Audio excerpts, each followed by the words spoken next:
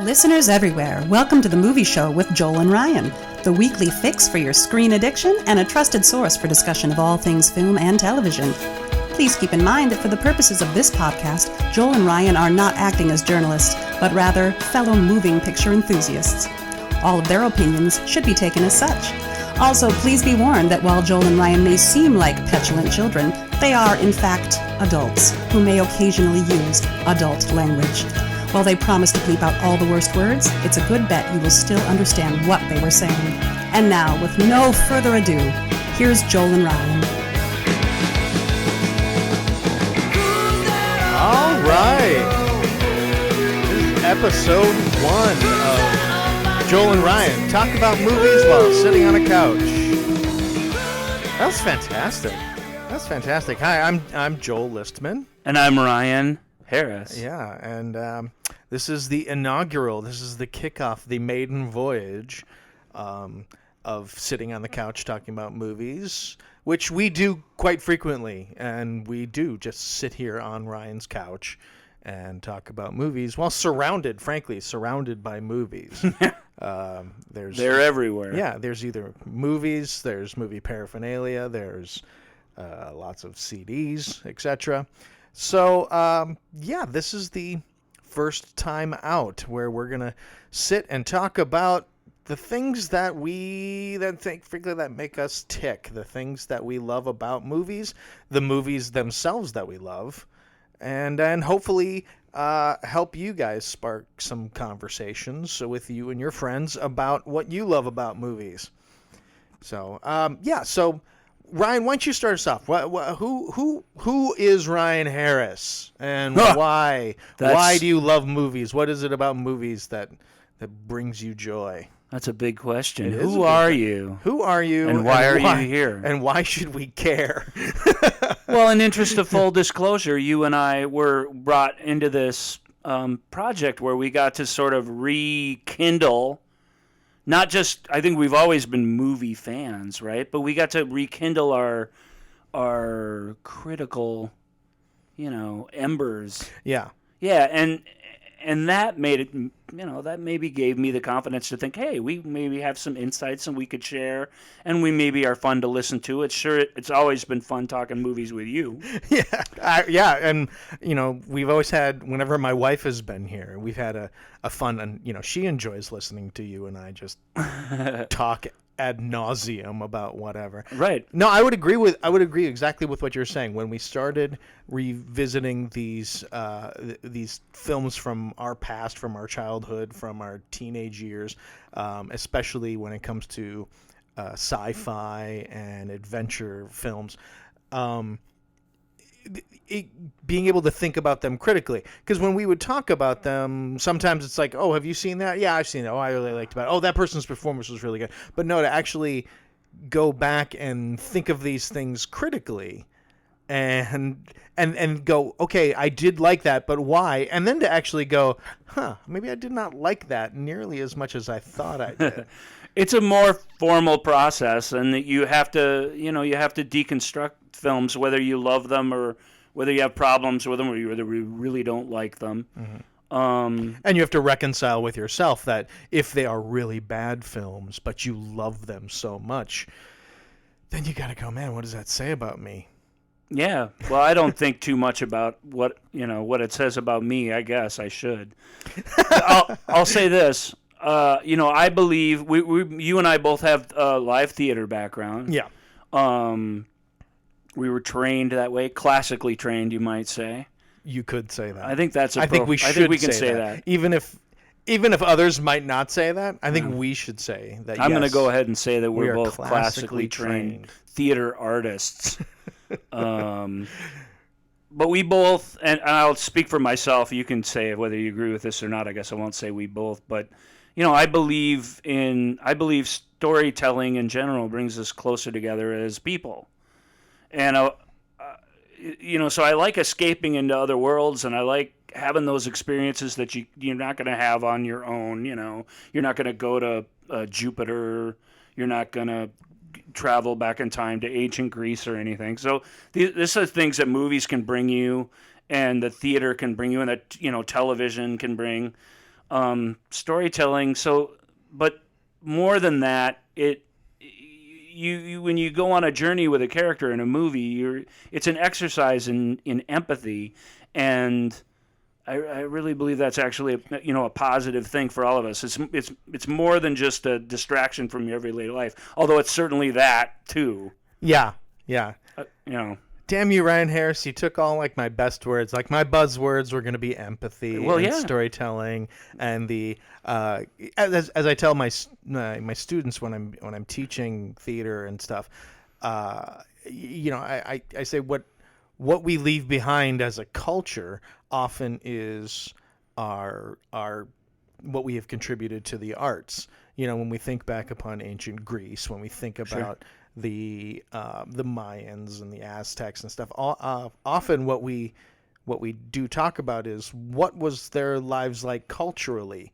What did and it wasn't just they farmed and they lived and they raided other they raided other villages and fought. We often talk about, okay, what did they do to entertain themselves? What was their music like? What did they do for storytelling? Did they write? What kind of language did they have? It is a way to and going back to what you said about movies are a way to sort of unlock an understanding of how other people live, even if it's on a very fictional way. It's a great exercise to say, okay, well, how if you lived on another planet, if you were stuck there, or if you grew up in in a household with where you were surrounded by antiquities and developed a love for history, what would that do, and what kind of person would that make you? I also believe that it's a great way to unlock empathy for your fellow man, to understand that the idea of walking a mile in another person's shoes. It's a great and frankly easy way to sort of to get a message across, hopefully in a very palatable way. And sometimes that it can be a bitter pill to swallow, seeing a story of someone different than you. But the phone's ringing on our very first episode. Caller, line. The phone's ringing. Yeah, you're on line one. Yeah, we're gonna let it ring 3 times, okay. and then it'll go. And then maybe we rewind and hit. Maybe people can just hear the phone ring. Yeah, it is the inaugural. It is the inaugural. There are going to be bugs. I never thought that. Has that phone ever rang anytime you've ever been over here? No. So I think phone has never rang. Maybe that was. It is, as you're hearing this. Of course, that's because your kid unplugs the phone and uses it as a boomerang. There is that. So it can't really ring under those circumstances. There is that. Now that I think about it. It is, well, and we are in the political campaign season, so I'm guessing that we can do what we want with that, but I think that phone ringing was meant to be in the podcast, so for now I'm just going to continue. If anything, it was humbling. But I like what you're saying, and I mean, I agree. That's my one kind of, I don't want to say it's a rule, but because who knows, I like to be surprised and I like to experience the unexpected, but I really want an empathetic experience when I put a movie in or when I go to the theater. I want to take that journey with whoever the character is, and I think that art that works against that, there's very little that does, but when it does, that's what I'm turned off by. Otherwise, I kind of welcome it all in. Even a dark and harrowing and terrible and horrible journey, if you live through the character's eyes, or like you say, walk a mile in another character's shoes, I really believe that's a good thing in life, and I believe it's a great thing in art. Mm-hmm. And talking about movies, if it's just you and I, or if it's a group of people and we start talking about movies, it is you learn a lot about another person by how they talk about things that move them.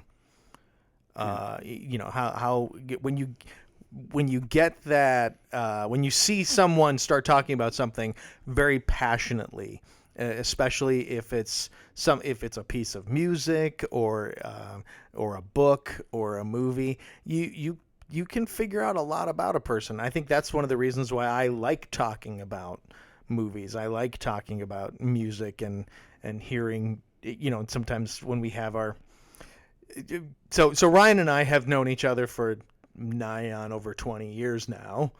That's right. Yeah, we, and one of the things that was one of my favorite memories from our days in college were the times when Ryan would either at the end of class when we were heading back from the theater building back to the dorms, or even if it was just a phone call, Ryan would go, "Hey, got a new CD in the mail today. You got to come down here and hear this."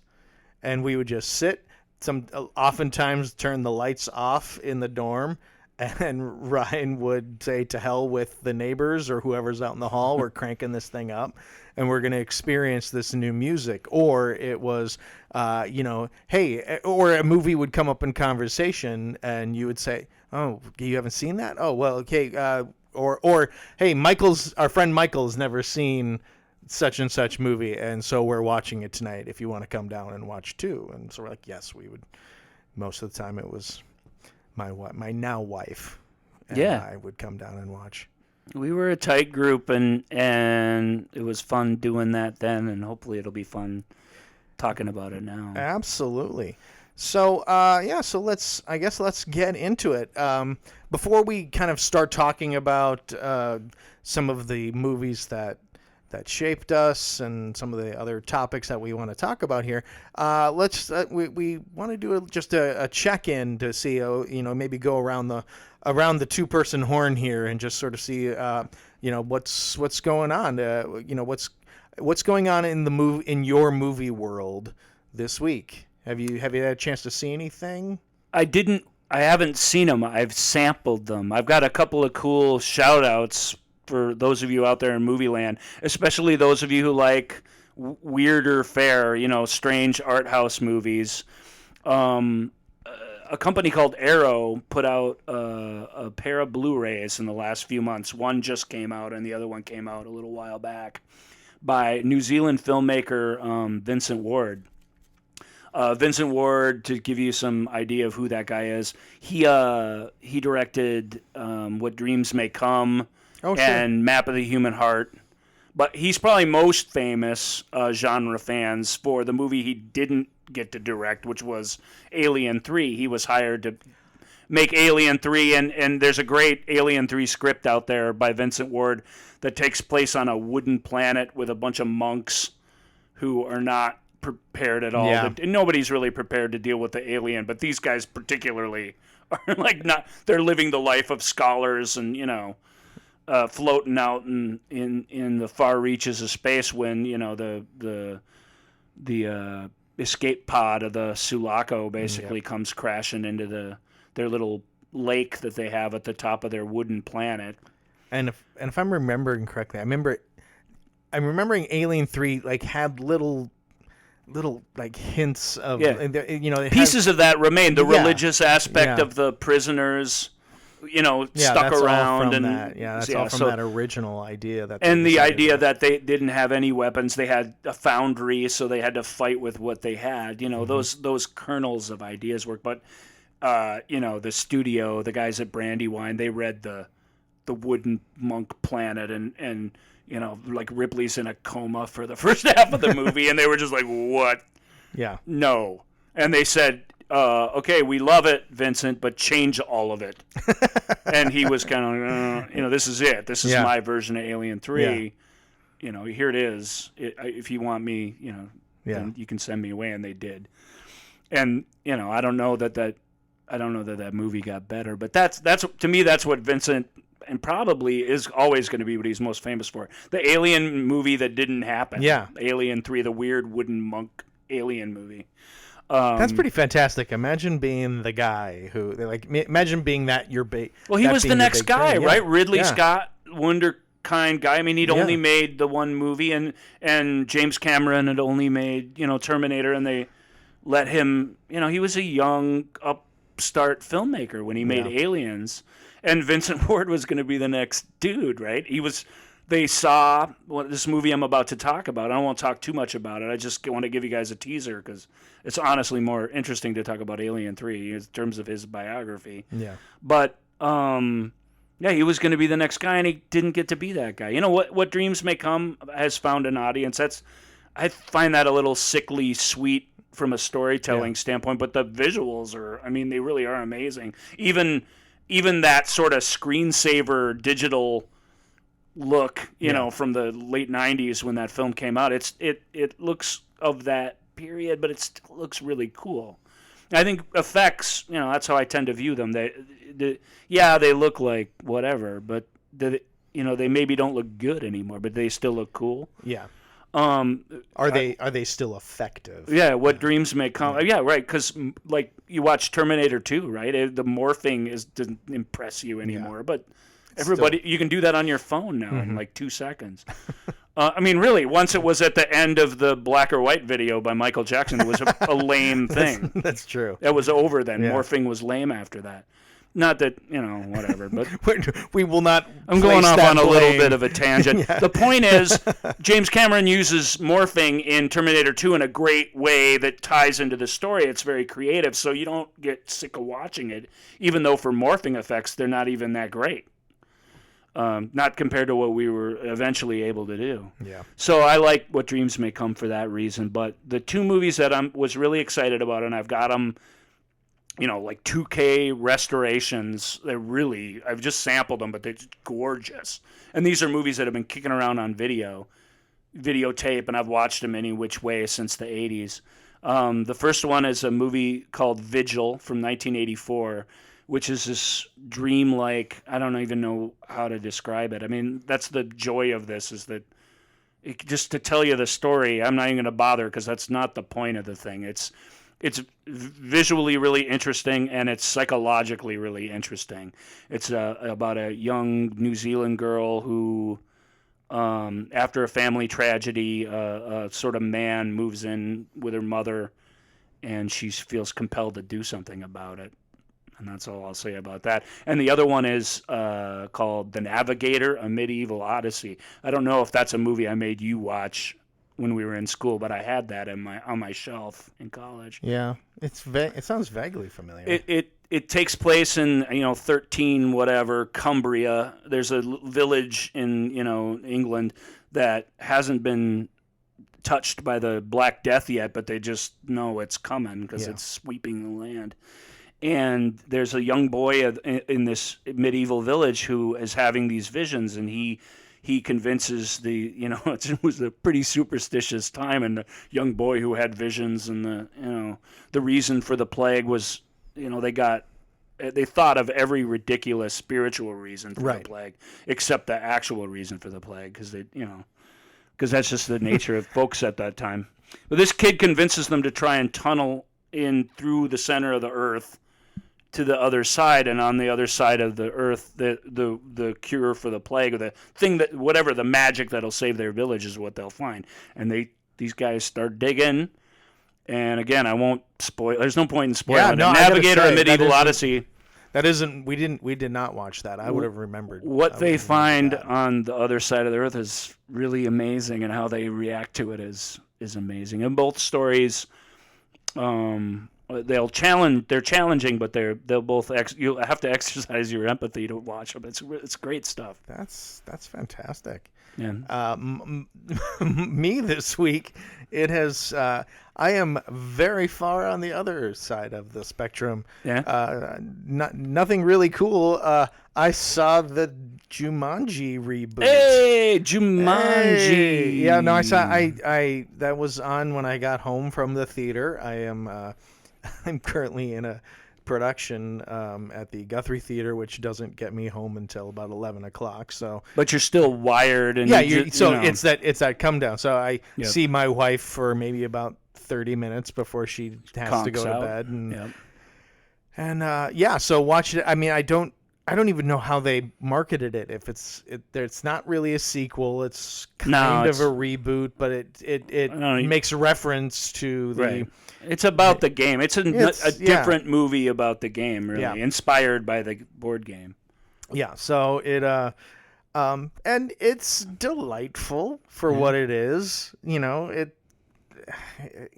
it's not great, but it was fine at 11:30 at night when I just needed something to sort of wind down and I've yet to bump into somebody who didn't actually, and there a lot of them like you are a little surprised by it, who didn't enjoy the Jumanji. Yeah, that's reboot. true. I mean, I guess I did watch it thinking. I mean, I watched it because It was there. Because it was there. Karen Gillan is Karen is lovely. Gillan. Karen Gillan's nice to spend 2 hours with. Exactly. For sure. The Rock he's The Rock. He's entertaining. He's charismatic. And Jack Black and Kevin Hart. Yeah, so it's got four pretty likable people. Yeah, a lot of charisma amongst that group. Playing essentially tropes. Four different tropes. I mean, that's the idea of the game, is you just sort of have these. Right, but their inner selves couldn't be more different than the people they've been transferred into as the characters. So there's that duality to them too, which that was the most interesting part of it to me. And I haven't seen it, but that was the part I was like, oh, I get it. Yeah, it was fun. I gotta say, if you're gonna compare it to the first Jumanji movie, I think this one sort of logically, which I know is a weird word to use when talking about a board game movie, right? Logically, it holds together to me stronger than the first movie. I don't know, the idea of the well, it's different. These guys are transferred to the world of the game, into the jungle, into an adventure. Instead of the game like coming leaking to them. into reality, which is what the first one was. Yeah, which I guess is. I mean, I guess you could argue that is a much more interesting way to have a game kind of come into your world and take over the things that. But this, I don't know, it worked for me. It was delightful, and suddenly it was like 1:30 in the morning, and I'm like, oh, I don't even care that I lost out on this sleep. So between that and my 1200th viewing of Snow White and the Seven Dwarfs, because that is what my son is into right now. Ooh. Who's his favorite dwarf? Grumpy. Grumpy That's a good one. Yeah, Grumpy is his. He'll often just sit there. He'll whether he's in a good mood or a bad mood, he'll sometimes just I'll catch him sitting over in the chair and he'll just be going, and I'll just go, buddy, what are you doing? And he goes, I'm just being grumpy. I'm like, well done. Yeah. Well done, son. Well demonstrated. Yeah. So which I gotta say, and the reason why I bring it up is I am surprised at my son's love of Snow White and the Seven Dwarfs. Because obviously everything that he's exposed to, whether it be if we have the TV on or if we're having some screen time on the iPad, it's very quick. It's it's quick cut, flat, just lots of lights and colors and all that stuff. And here you have Snow White, which just kind of plods along. And just kind of. Snow White's from the 50s. That's the first. It was really the first Disney full feature. Yeah, and as we know them, Yeah, and it was a big giant deal that Walt Disney was going to take this chance and have and hire, and it was incredibly expensive for its time to hand draw all of this stuff. The music for the most part is it's not structured certainly not structured like a Broadway musical, but it's certainly not structured like musicals as we know them now. Yeah. Where especially when you think of Beauty and the Beast and Little Mermaid and Lion King and the movie, the Aladdin, the Disney movie musicals now, where it's there's very little time between songs. It's get to the songs, let the songs be at the forefront. And Snow White's not like that. There's much more storytelling going on there. Right. In fact, when they when they get to the songs. That's my favorite moment still. No matter how many times we watch it, when Snow White is sitting at the wishing well singing, "I'm wishing for the one I love," and it's like, I'm like, oh God, I remember not liking this song, but of course now that I'm older, I can appreciate it a little bit more. But you're more winsome. You have a more winsome attitude. Yes, as I've grown older in my old age, I've become a little bit more winsome.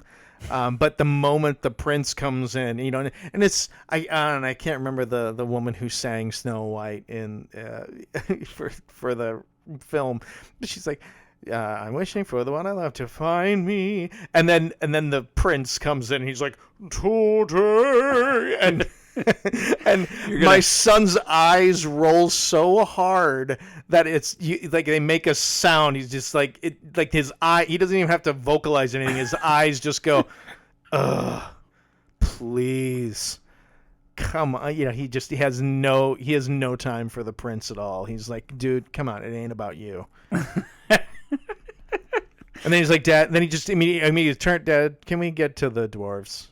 I'm like, "Yeah, let's skip to the dwarves. Let's skip to chapter 11. Hi ho, hi ho." So now we've quoted and sang Disney songs. We're gonna have to write a bunch of checks at the end of the show. That's true.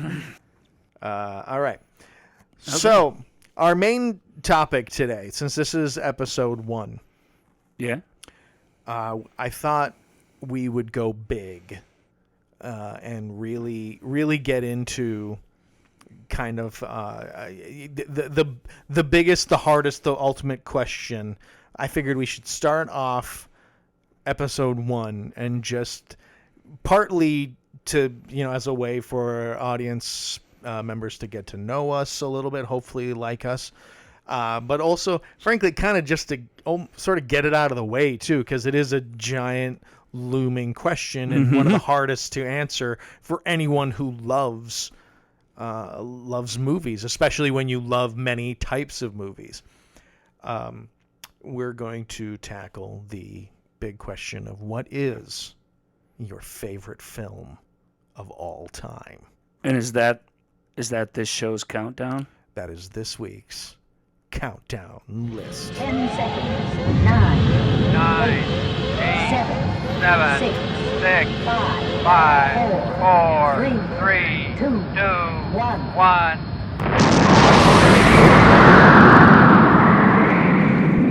A list of 1, but we each get one. Yeah, we each for get this one. list. Yeah, every week we will talk. We'll probably do, we'll do a top 5, a top 3 we'll talk producer or not. I rarely think we'll talk about producers, but we'll talk about like producers probably won't come. Yeah, private producers. Of course, that's what I went to first because that made the least sense. Producers are not very popular. No, but lists. We've done our research, and lists out there in internet land. They do love a good list. Countdowns and lists are the real deal. People click on those a lot. So we're going to try and provide some creative ones, but we're going to start out with the hardest question that there is for film fans, really. Yeah, if you're a film fan, and especially like at a family function, or if you're around others who you don't know very well, or boy, if you're around people that don't really care about film, and if you work in the business, or if you I get this as an actor when we whether it's what's your favorite Shakespeare play, or what's your favorite musical, what's your favorite film, and you see it the moment they ask it, they don't really care. They don't, and it becomes really frustrating because you're like, no, look, this is something that I put a lot of thought into, and I'm not going to share my, this really personal thing. If you don't really, care, if you're curious, you want to know the answer, but you don't really want to hear about it. But I'm one of those people. My instinct is, there's so many movies. I mean, there are so many movies. Yeah, right? or you do the, what do you mean? What's my favorite film? Yeah, exactly. What's my favorite comedy? What's my favorite? Exactly. Or what is it this year? Or what was it last week? What was it when I was 12? What was it when I was 21? But nevertheless, if somebody asks you what your favorite movie is, or if somebody engages with you, movie fans, about your favorite movie, I encourage you to not resist it could be anything, it depends. Yeah. Try and answer that question. Yeah. Yeah, even if you got to put 100 qualifiers on it, try and pick one. It's hard, but it's a worthy exercise. Yeah, and it does say something about you. It's a good way to talk about yourself. Yeah, and just realize no matter what you choose, from that other person's perspective, you're going to be wrong. Yeah, well, right. I mean, the chance of two people. There's a Josh Gad bit where he's okay. Here's a question. It's a survey question. What is your favorite movie? If your answer is Goonies, why? If your answer is not Goonies, you are wrong. Yeah, I can't remember. And I always heard the one of my favorite things. And of course now I can't pull where it's from, but it's you are entitled to your opinion, whether it agrees with me or whether you're wrong. Yeah, right. Like before we each name our favorite film and talk about them a little bit. Sure. When you're thinking about your favorite film, when we talked about we were going to actually name our favorite film, what sort of things go into, like, what makes something your favorite? Like, what draws you in? Like, is there a particular thing, like, from the start that you'll go, oh yeah, and you find yourself getting? Is it a performance? Is it a visual aesthetic? Do you have anything? Well, I'll just say this. I mean, it could be anything. I like, realism, and I like fantasy, and like all the scales in between. Yeah. But I admit if I'm going to list out my favorite movies, a lot of them have a similar thing in common, which is they take me someplace. They're transportive in some way. Yeah. My very tip-top movies are period movies, or they're science fiction movies, or they're whatever. Mm-hmm. They're from a different era. They take you someplace impossible to go. I like being transported around, and I find comfort in those sorts of films. So they're the ones where even the challenging ones, I kind of return to them more often. And my film, I think both of our films actually fit that description to some degree. Mine, the thing that when I was thinking about this, the thing that I found, what leads me to something to sort of giving myself over to the film is when the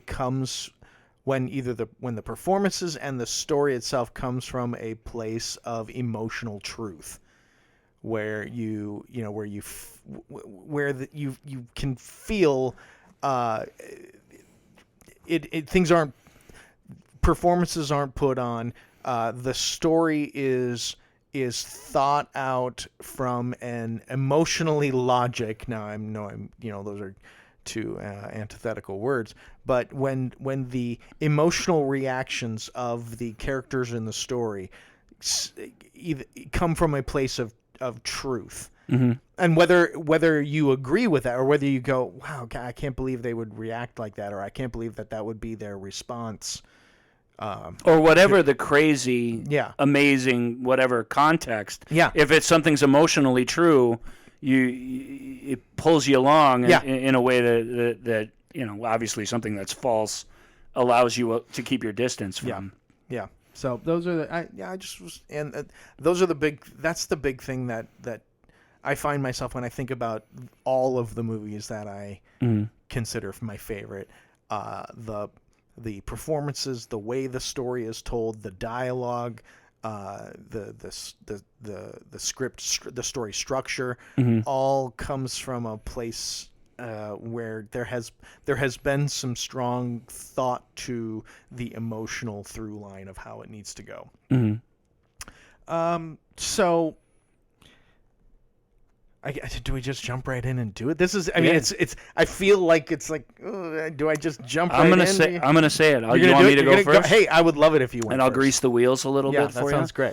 My favorite movie, and it's just been lumped in with all my favorite movies through the years, but it's risen to the top the older I get, is Raiders of the Lost Ark. That's an easy pick for a Generation Xer like myself and like you.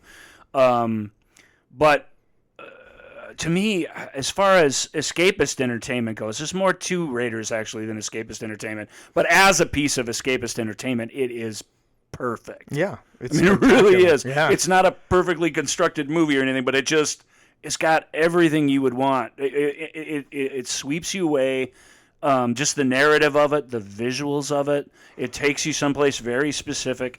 It's made by a group of artists collaboratively, absolutely at the height of their powers. And even though for them at the time they were making a quick and dirty movie, really, very short. The budget was pretty decent because they had a good pedigree at that point.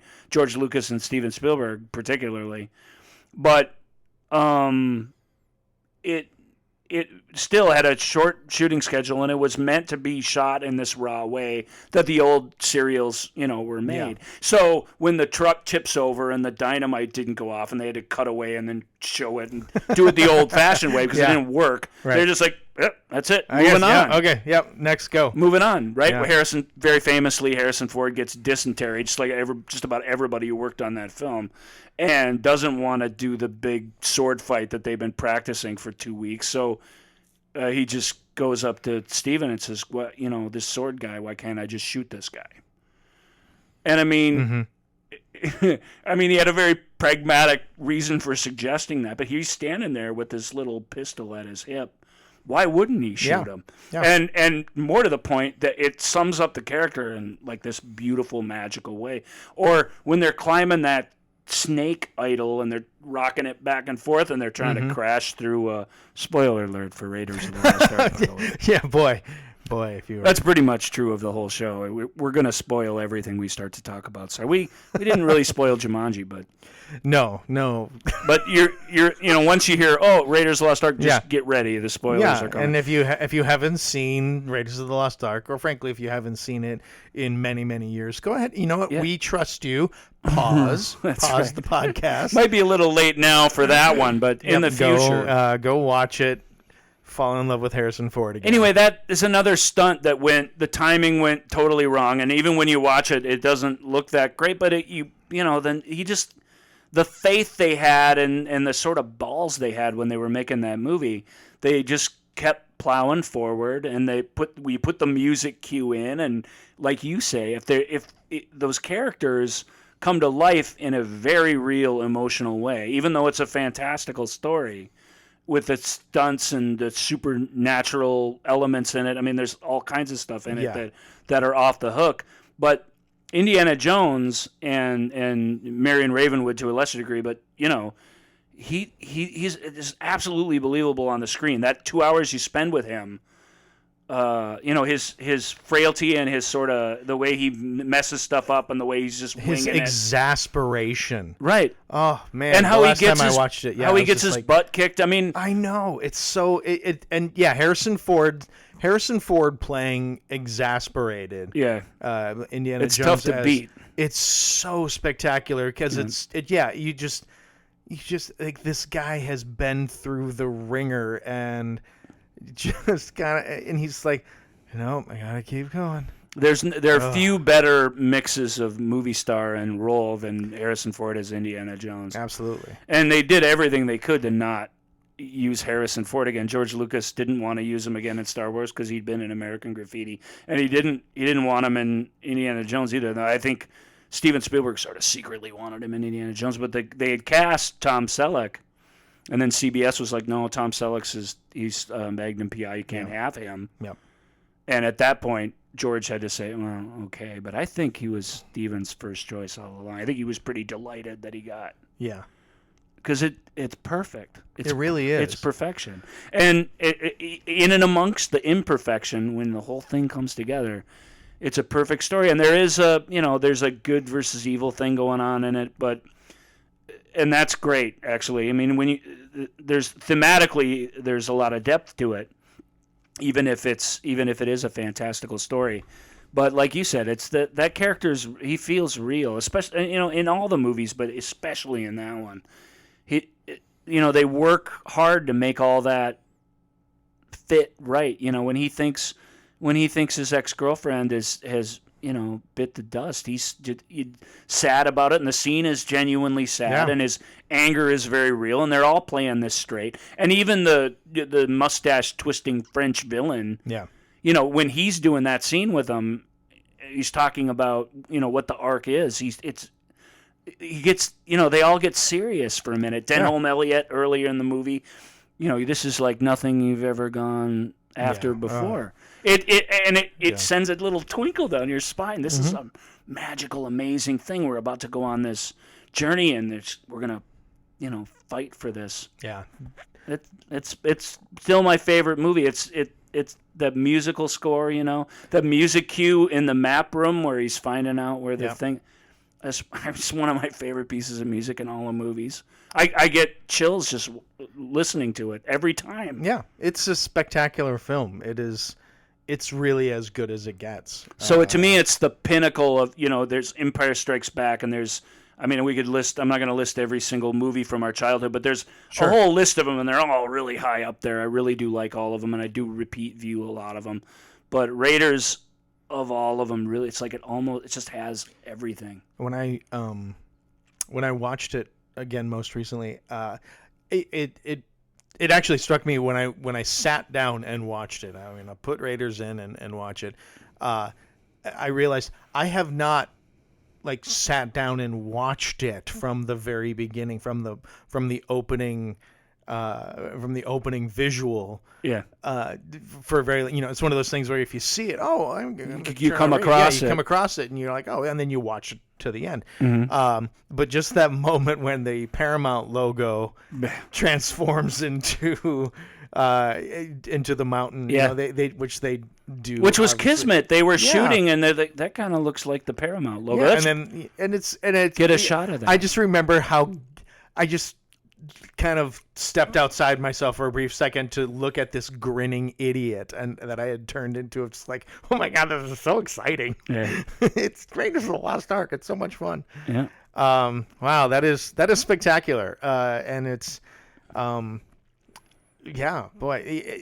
I do want to tease a little bit that when you mentioned Denholm Elliott, when we someday in the future, when we talk about disappointing sequels, Denholm Elliott plays such a huge part of why I was disappointed in Last Crusade. So, that's just a tease for years, or for episodes. Just down a little the line. Bitter pill in our tea of wonderment and joy.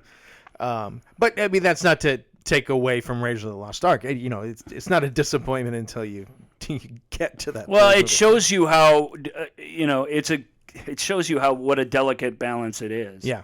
Because I don't think we won't get into Last Crusade because we got to get to your movie and we're already running out of time. But it shows you how delicate a balance is. Raiders of the Lost Ark gets it right. It gets the balance exactly right. Yeah.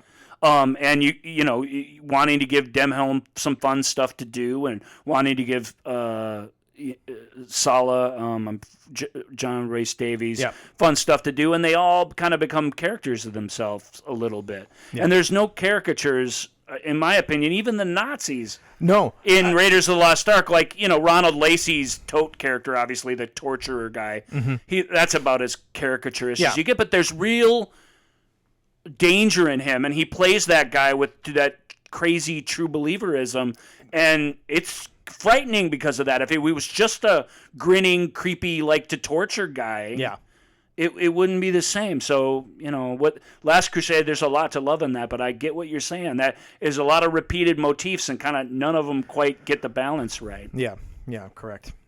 So mine is a much more, I don't know if it's as universally beloved as Raiders of the Lost Ark, but mine is from 1999, Brad Bird's masterpiece, The Iron Giant. Yeah. And that movie, well, it wasn't a huge hit when it came out. That movie's grown in estimation. I think very quietly and kind of under the radar. A lot of people have come around to that. Yeah, it came out at a time when an animated movie came out, you expected bright, flashy colors and music. You expected a musical. That's what animated movies were when that came out. And Iron Giant was not that. This was when everyone was really leaning heavy on computer animation. When as the technology grew and grew, the Iron Giant just went back to hand drawing, with the exception of the titular character. They used computer generation for him, but it's such a lovely story about a young boy who doesn't fit in, and he's good. He's a good kid. Right. He's not, he makes mistakes like every kid, and he's imaginative, there's not the super spectacular kid or the wisecracking kid that was so prevalent, especially in the 90s and early 2000s. Right. It isn't there. The movie is, to me, is so earnest in every character, even in Ken. Oh my God, I can't believe I'm forgetting his name. I can't help you. The Christopher McDonald voiced. The bad guy. The bad guy. Yep. The villain of. We can just say that. The villain of. The villain of the piece. I have had his name on the tip of my tongue and I couldn't remember. Yeah, but even him, you get where he's coming from. He is of. He's that not there time. just to ooga booga and scare you. You get where he's coming from. He's of that time of the Red Scare. Mm-hmm. The movie opens with Sputnik flying past, Right. which, I wasn't alive at that point, but you can read anecdotal story after story. Yeah, but scares come along, Yeah. whether it's the Red Scare or whatever. There's always some scare. Exactly, and so we all have lived through a couple of them at least by now. Yeah, and so that character, Christopher McDonald's character, again, for an animated piece, for everything to play so earnestly, Right. you have the military general. Oh my God! Of course, I'm just blanking on. This is your favorite movie, man. I know. The pressure's on. I know. But everybody comes from a place of earnestness, and that really helps when you have this main character of this giant iron alien with amnesia. And its only friend is this little boy that takes pity on it, and discovers this friend where other kids have made fun of him because he's a little different, or his mom, he's a single mom, his dad's not around, and but you have this Iron Giant, and then for the Iron Giant to, spoiler for the Iron Giant, to discover that he is indeed a weapon. He, came here loaded for bear, and with that principal existential message of you are who you choose to be. Right. You can create your own future. You can create your own destiny. I don't know, that just hits me at my very core. The kid in that movie teaches the robot, by example, teaches him empathy, and when the time comes, because he's learned that lesson, he chooses to be something different. Because he chooses that he and I think at that time, as a young actor. As a young actor living in New York when that came out, I think there was an element where I was still trying to, I love putting on the guises of other characters and telling these stories, and I've been fortunate enough to get to do it here for many years. But that idea of I get to choose who I want to be when you're in your 20s and you're forming who you are going to be as a person, that really really resonated strongly with me, and it's never gone away. No matter how many times I watch it, I just find myself just incredibly moved by the pacing of the film, by these characters, by it just everything about it just works for me. So so the Iron Giant, that's going to be my number one. It's a really good movie. I mean, it's a really good movie with a lot of heart. And if you like movies with animation, the sort of Art Deco animation, it is amazing. Yeah. And the story's been kicking around for a long time. There's a lot of different versions of the Iron Giant story. I can't remember the name of the original author of it, but it's that movie is really special. I can see why you like it a lot. Yeah, it is. It's a really tremendous film. Yeah. Well, we're running out of time. We should skip our penultimate sequence. Okay, we can. I think we should. I want to do it because I want to share it with everybody. But it'll keep. I think we should skip. It'll absolutely keep. Skip our festival. I don't know what you want to call it. Our awards ceremony we were going to have. Yep. We're and where cut we reinvent history. Cut to listeners. Now we have, in preparation for today, in preparation for the episode 1, we reached out to several of our other movie nerd friends. Yeah, that's another in interest of full disclosure. Yeah. We don't have any listeners yet. We're just recording this. No, but we did reach out to several people that we know love movies, that we trust their opinion in movies, and we just asked them to give us some questions that they might have that we can mull around. So this is our in a little sequence we like to call Ask Ryan and Joel. I have a question. Oops. I played the wrong thing. Plus, it's Ask Joel and Ryan. Is it Joel and Ryan? Because Joel and Ryan sounds like Nolan Ryan, which sounds like something they should know. Which is and winner. It's alphabetical. Yeah. And you're always the first one to talk. Well, I think when I was typing up my notes, I was doing the thing where you name yourself second. And so as we sit on I appreciate your humility, but it's Joel and Ryan. Okay. And you made me. I like that it rhymes with Nolan Ryan, because then we can say it's a winner. It rhymes with Nolan Ryan. And Nolan is a winner. That's right. Yeah. And I just, but that made me kind of boof the sequence there because I know everything there is to know about computers. Yeah. Okay? All the Twitters. I know them. I do. So I messed that up, but here it is, your jingle. Matter of fact, let's just try it again. It's in a little sequence we like to call Ask Joel and Ryan. I have a question. Who gave you the right to play God? What the hell's going on out here? Why do I bother? What is the point in doing anything? How dare you! What more do you want from me? I have a question. So our first question comes from our wonderful friend Diana. Diana. Or Diva, as we like to call her. Yeah. That's why I never actually say her name out loud. She's like, well, because you've never experienced her out loud, right? We've only experienced Diana in print. That's true. But great. She asks hard questions, so I'm scared of this. No, just so you know, listeners, I don't know what these questions this one's are. I know the questions. He had to pick the questions. We keep them from Ryan so that we can make Ryan sweat a little bit. So Deanna's going to put me on the spot. What movie do you love that you will never watch again? Oh my goodness. What movie do I love that I will never watch again?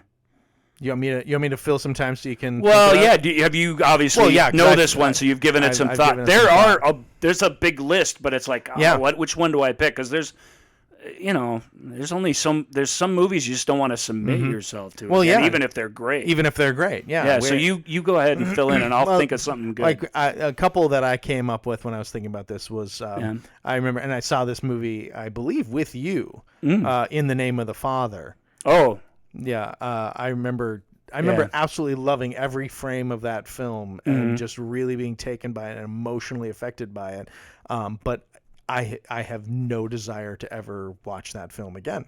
And is there a hidden kernel of a reason why you don't want to watch I mean, I do in general have a problem with any story where the main character is not believed to the point of persecution. Yeah, but that's a true story in the name of the Father. I know, and that's partly why it's just like, oh my God, I feel myself just tensing every time I watch it.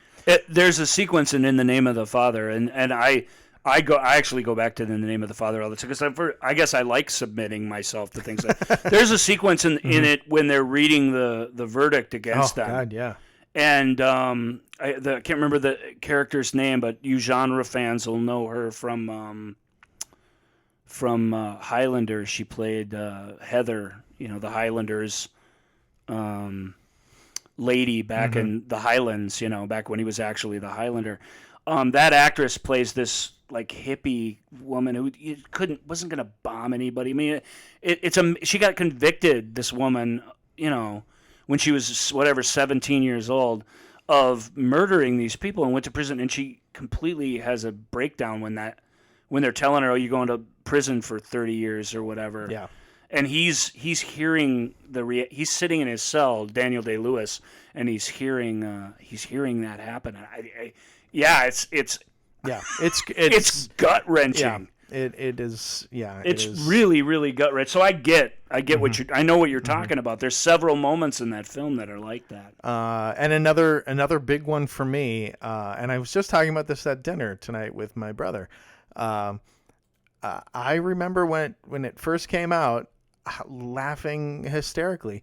But I will not. I cannot watch Tropic Thunder ever again. Yeah. That movie, I'll buy into Tropic Thunder too, but I didn't like that enough to begin with. Yeah, it's something that I love. I do remember. Yeah, love is a pretty strong word. I do remember laughing so much, but I'm like, no, that movie is not going to age well for many, many, many reasons. It already hasn't aged well. Right. So that's another one. Also the original Alien. Really? Yeah, that one for art direction alone, I watch Alien at least once a year.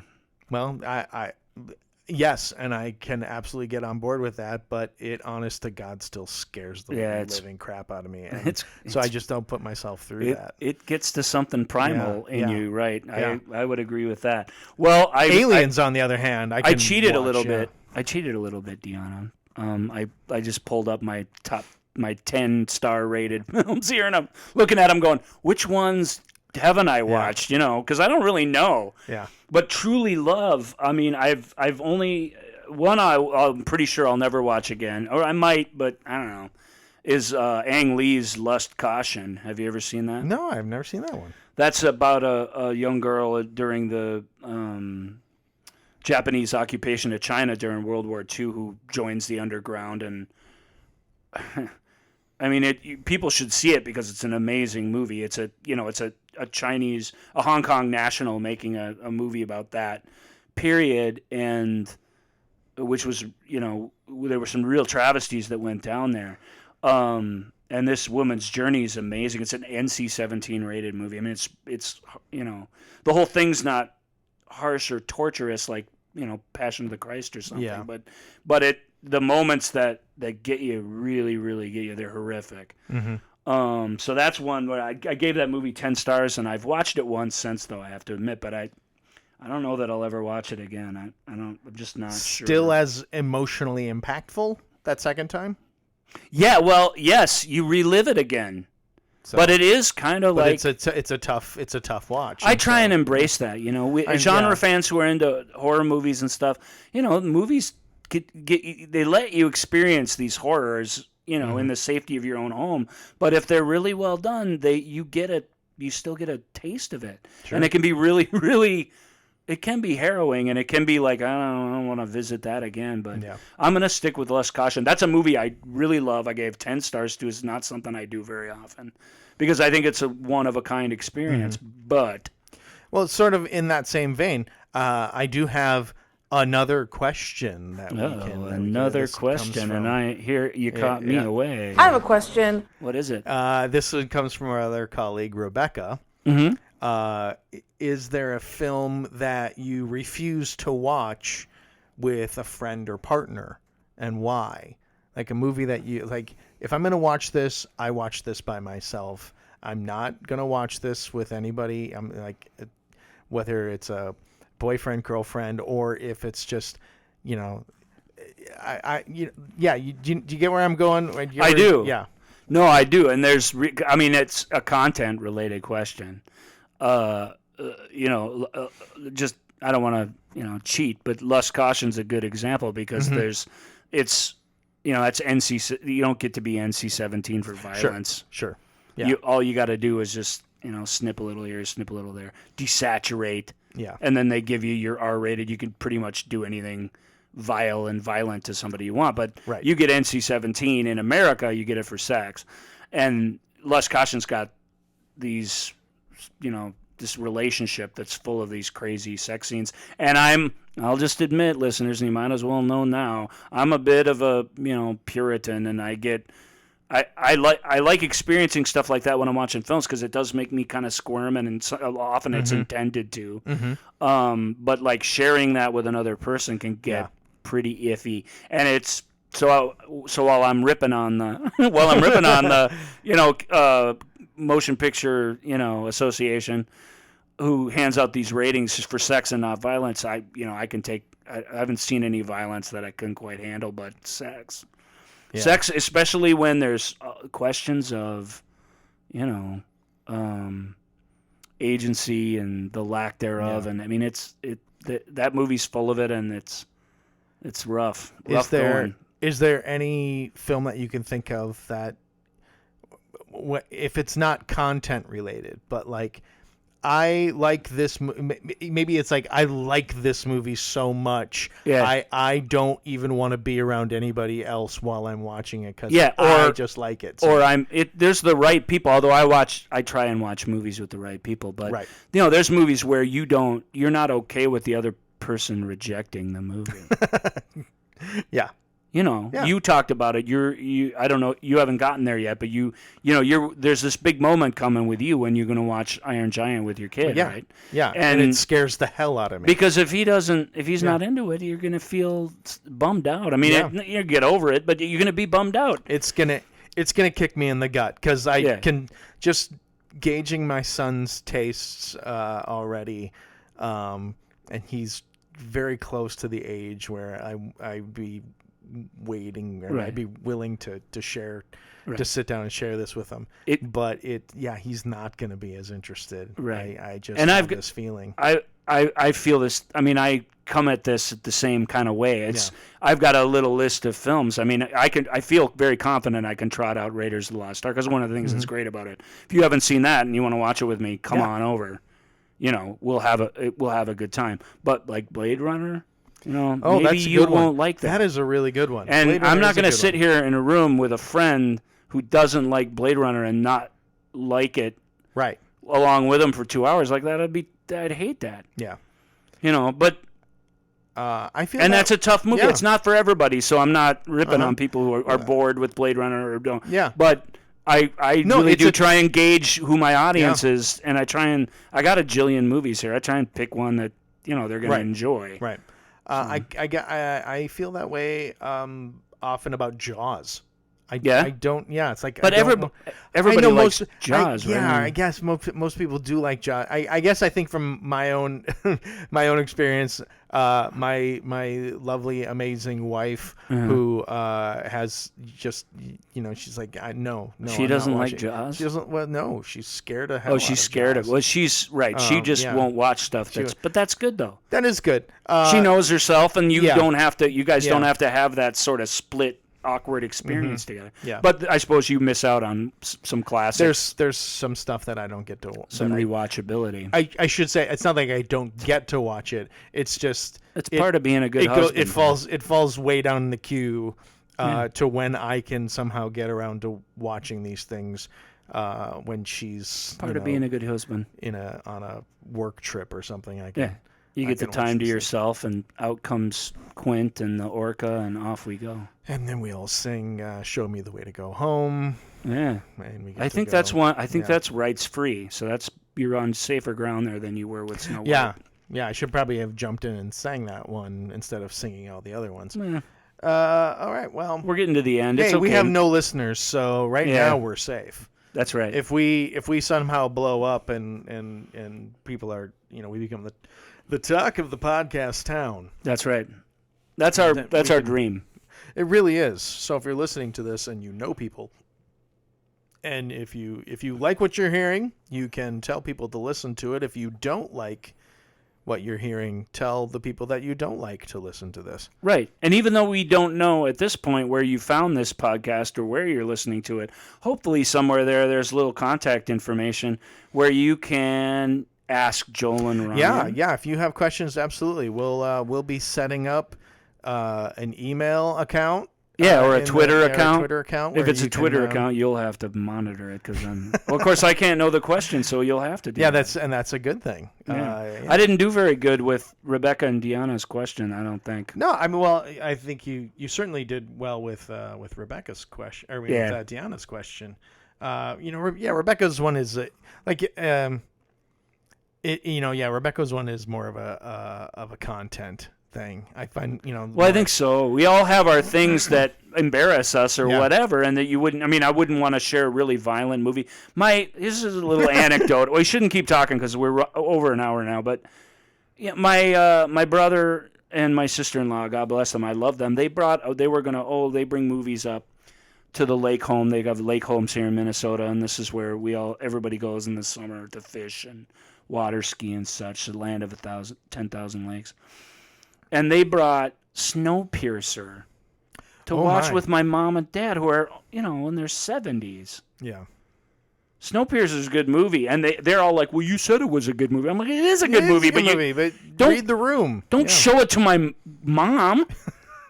What are you thinking? Yeah. My mom she still has nightmares about the weird leather Snowpiercer slaughterhouse scene. Spoiler alert for Snowpiercer. Which it's like she's Snowpiercer. Eventually, she's just really like, fun. I'm not gonna watch this. I'm gonna go into the other room. But it didn't matter. It was happening in the other room. She knew what was going on in there. And when your imagination is lit up. Yeah. Ugh. Yeah, the movie Snowpiercer in your mom's mind. So it is a content It's question. a content I can question. handle the violence in Snowpiercer because I like the allegory and all that. But my mom's just like. She's my mom. I don't know. If you got a mom out there who's into Snowpiercer, that is God bless. That's pretty cool. That is a cool mom. That's pretty cool. And I'm not saying my mom's not cool, but don't bring super violent allegories. Your mom's cool to my mom's house. Yeah, your mom's cool in it. She'll watch like a ghost story or whatever, but don't. Yeah. Please. I'm just all of you. Don't do that with my mom. You can do, your mom's up for a lot of things, but you don't need to. Don't put her just through keep the violence and the F-bombs. Hey, we got through the whole first show without an F-bomb. Thus far, we're not done yet. Oh, all right. So hey, Ryan, what do you got coming up this week? What is anything on your docket that I have some reviews I have to finish. I wrote them, and then I got my notes back, and I haven't finished them yet. I am. My life's been an upheaval in my review. They're right there to be finished. Yeah, I got to get them finished. So that's for my film self. That's what's on the docket. As far as what movies are on my radar this week. This could all change because, I could change my mood or whatever. But this week I'm going to watch some, at least the sci-fi ones, some Paul Verhoeven movies, Total Recall and Starship Troopers probably. And I'm going to watch some Kevin Reynolds and Kevin Costner movies. I'm going to watch Waterworld. I might hit Robin Hood, Prince of Tides as well. That's a bit of an inside joke. That's a shout out to my amazing wife. I know. Don't tweet about that. I know it's Robin Hood, Prince of Thieves. Robin Hood, Prince of Tides. Yeah. But I think everybody listening out there could agree that everybody's made that mistake at one time or another. And frankly, maybe they came out at about the same time. There should be a Robin Hood, Prince of Tides. I'd go see it. I probably would too. Not Kevin Costner as Robin Hood anymore. Let's try somebody different. Let's see. Not Russell Crowe either, please. Let's see. I have a couple reviews that I'm still waiting on edits for.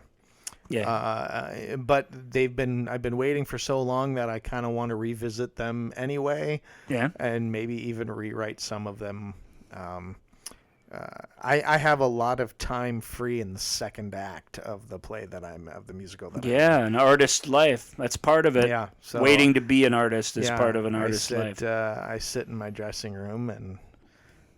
You don't have your own dressing room. No, not my own. That sounded dressing like room. you. Sorry, you know, I sit in my dressing room with all the other people waiting for their guys. entrances or what. This show features many young people dancing. I am in a dressing room where I am the youngest.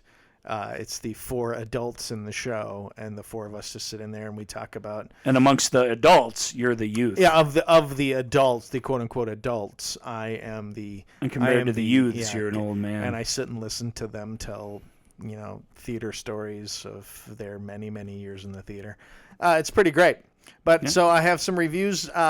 Foolishly, I agreed to write a review on The Iron Giant. That is, I'm finding also difficult to write, to even start writing, because it's like, how do you write about the thing that it has all these intangibles of so why you like it? So I'm struggling with that, but I'll get that up and going, and then I need to. Worshipful reviews are the hardest to write. Yeah, they really are.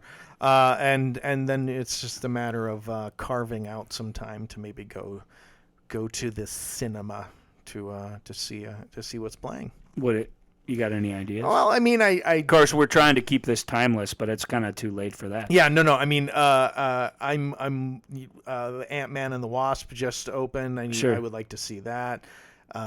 Goodness, what else?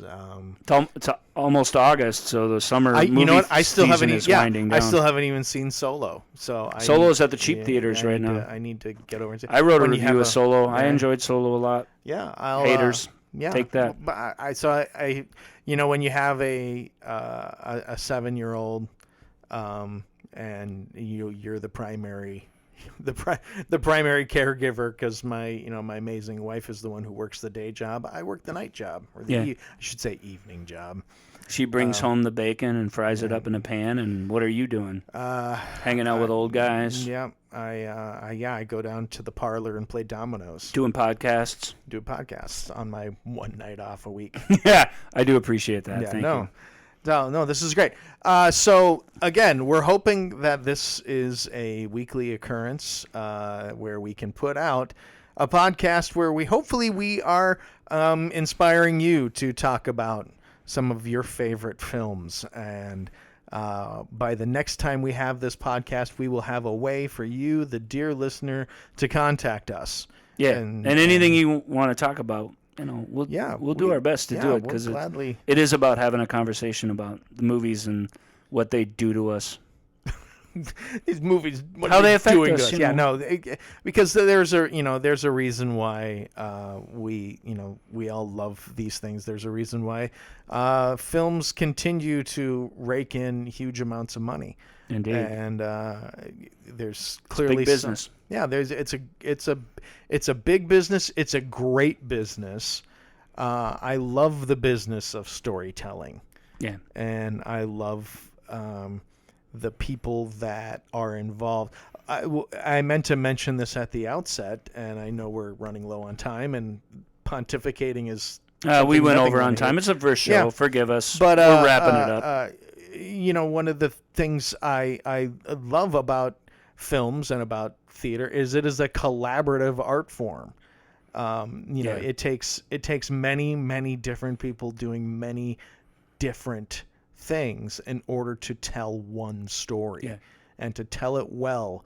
And we're going to try and embrace that. We're going to try and be enthusiastic and not snarky about movies. Yeah, no. And we're going to try and really demonstrate how collaborative it is, because that's really a thing that gets lost. Ryan and I look, there'll be plenty of snark. It'll find its way in there. It'll find its way in there, but everything does come from a place that we legitimately do love this stuff. And we know what it's like to try and tell stories, and we know that the script's not good every time, and that that you're at the mercy of a lot of different elements, and if you're doing your best, then we're going to tip our hat to you. We're going to try to. We're going to give you credit for that. Yeah, we're going to try to. Because this is again, when all is said and done, this is what we are leaving behind. These are the stories that we're leaving behind. This is, in a lot of ways, this is the music that we're leaving behind. It's a beautiful thought. Yeah. So is that us signing off? That is us signing off for episode 1 of Joel and Ryan talk about movies while sitting on a couch. Join us again, gang. We'll try and keep it shorter next time, we promise.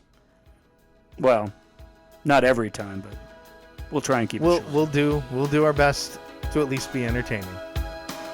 Thank you for listening to The Movie Show with Joel and Ryan. Remember, all views and opinions represented in this podcast are personal and belong solely to the speaker and do not represent those people, institutions, or organizations that the speaker may or may not be associated with, unless explicitly stated. None of these views and opinions were intended to malign or deceive. And now, here's the producers, circa 1982, to play us out.